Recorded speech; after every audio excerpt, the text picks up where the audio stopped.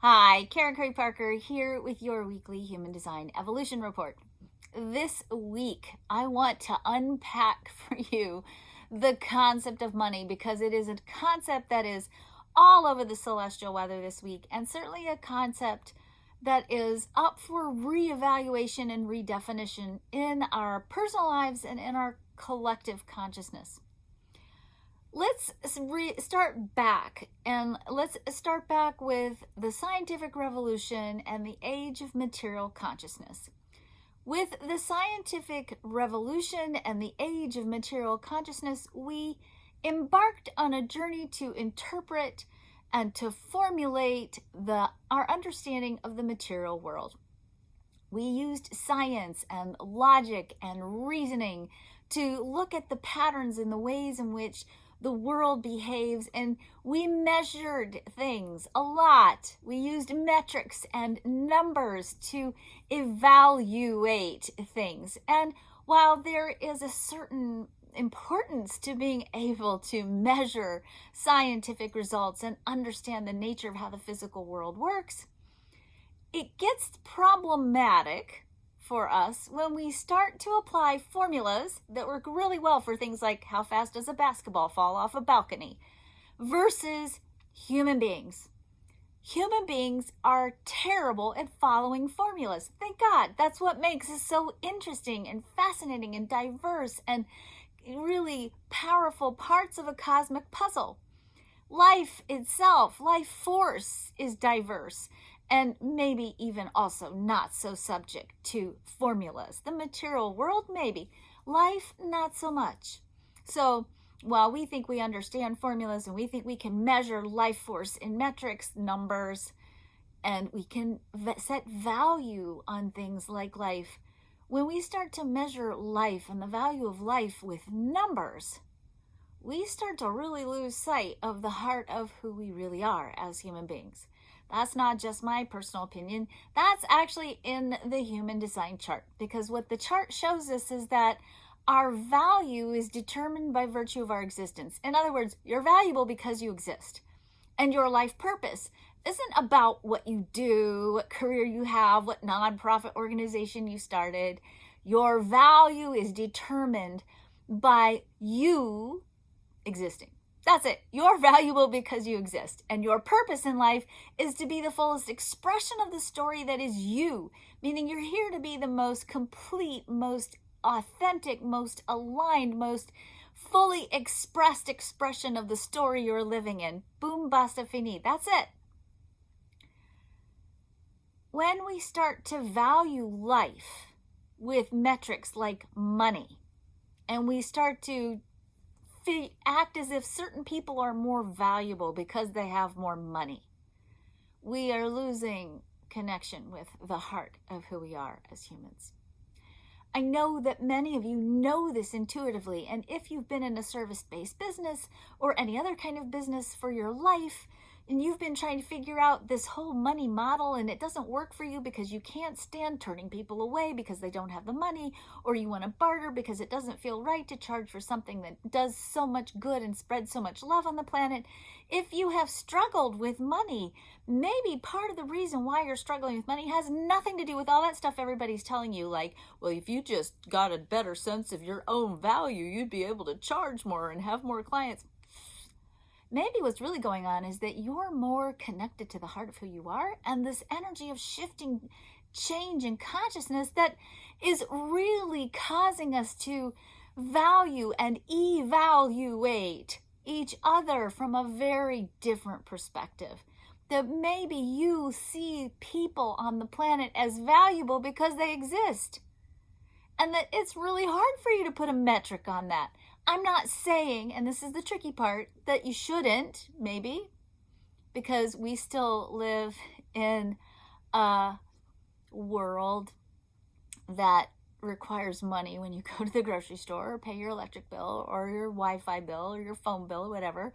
So we still have to walk in that world, and I don't want you to not have the resources you need to do what you need to do to take care of yourself, because when your cup is full, you have more to give. And if you're martyring yourself to your money, then you're not helping the planet or yourself, and you deserve more than that. But I am saying we're in the middle of a shift in consciousness, and a lot of us are bridges between old material consciousness and a new consciousness that says people are valuable, life is valuable because it exists, and that the currency of this new consciousness isn't money, it's well-being. And how much well-being we can give to the world, and what state of well-being can we cultivate for ourselves so that from that place of well-being, we have more to give, more to share, more boats to lift up with the tide of our existence. That's my preamble for the celestial weather for this week. So, this week, Sun is in the gate 14, which is really one of the places where money kind of lives in the chart.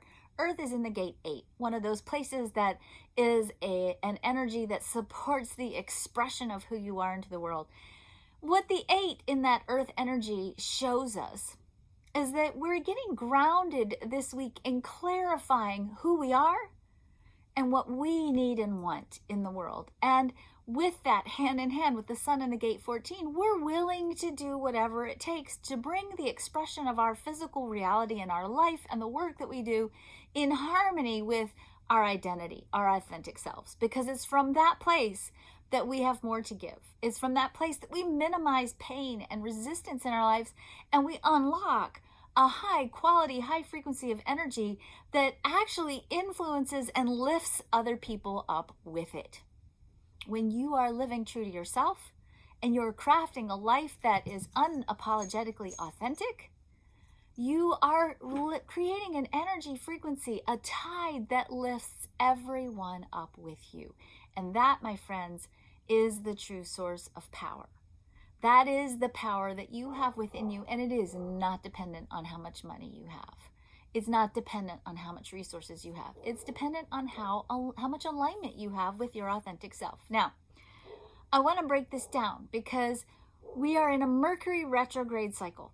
And this Mercury retrograde cycle has been so much about money and our patterns with money and our thoughts about money and our relationship with money and this deep dive inner exploration on where we stand with the theme of money. We come to a conclusion of this retrograde cycle, yay, this week.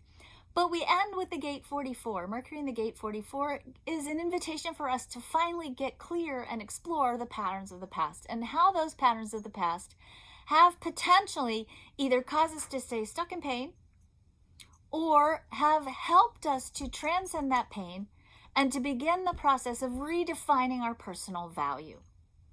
When you can stand in your value, and this isn't about, oh, I'm worth $5,000 billion in the marketplace, not that kind of value, but when you can say, hey, I am an individual aspect of the divine. I am a unique, precious, irreplaceable part of the cosmic plan, and there's never been anybody like me before, and there will never be anybody like me again, and therefore I need to claim this identity, this story that I'm living, that is only the identity that I can live, that only I can do this job, and I need to defend it. I need to take care of it. I need to give it rest, give it good food, give it good exercise, put it on an internal environment of positive self-thought, of kindness, self-generosity, and I need to make sure I put this story, this essence of who I am, in an environment that is worthy of who I am.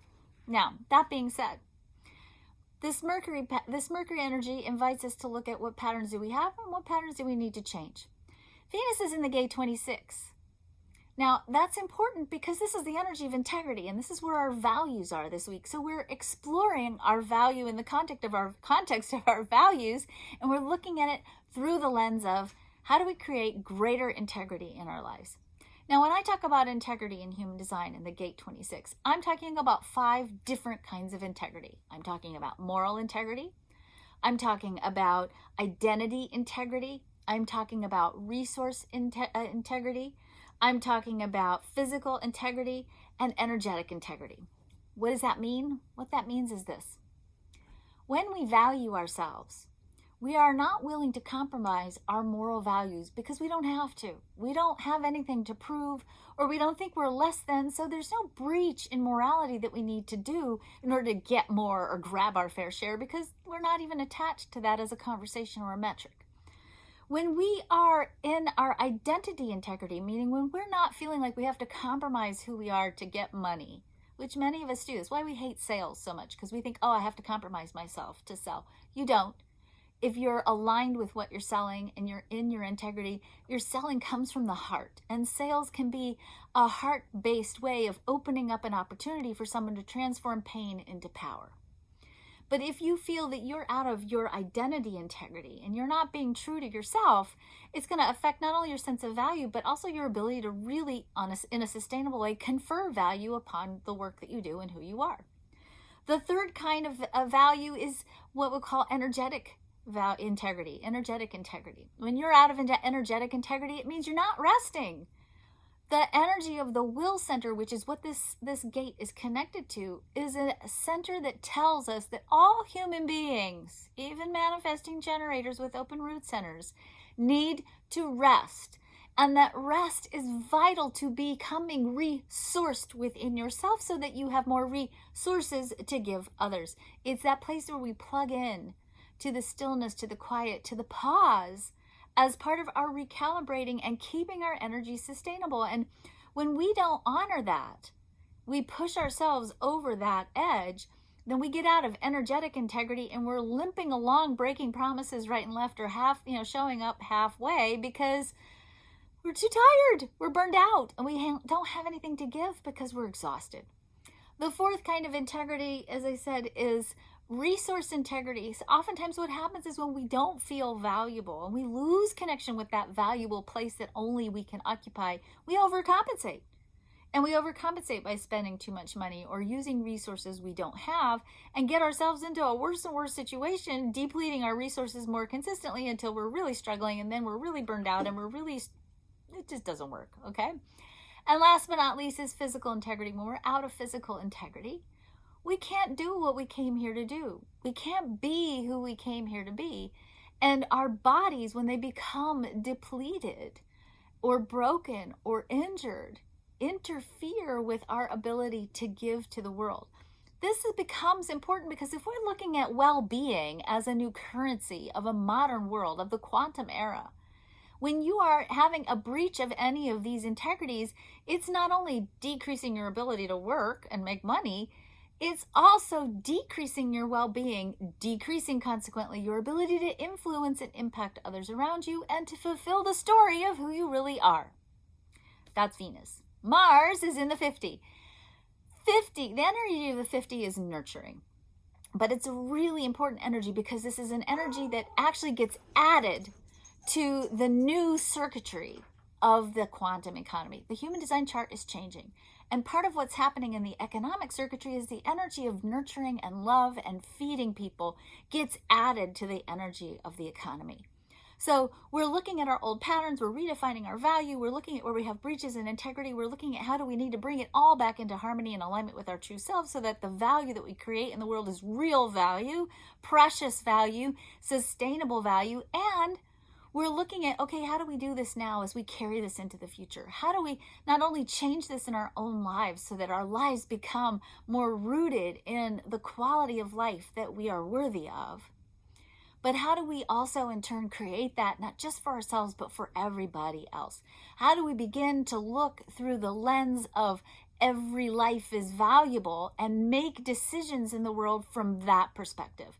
How do we start looking at the value of trees, of dogs, of cats, of children, of endangered species, of the planet and every human on it as being precious and irreplaceable? And how do we begin to craft economic choices, money choices, life choices in such a way that all of that is taken into context as we go forth and fulfill the story of who we are?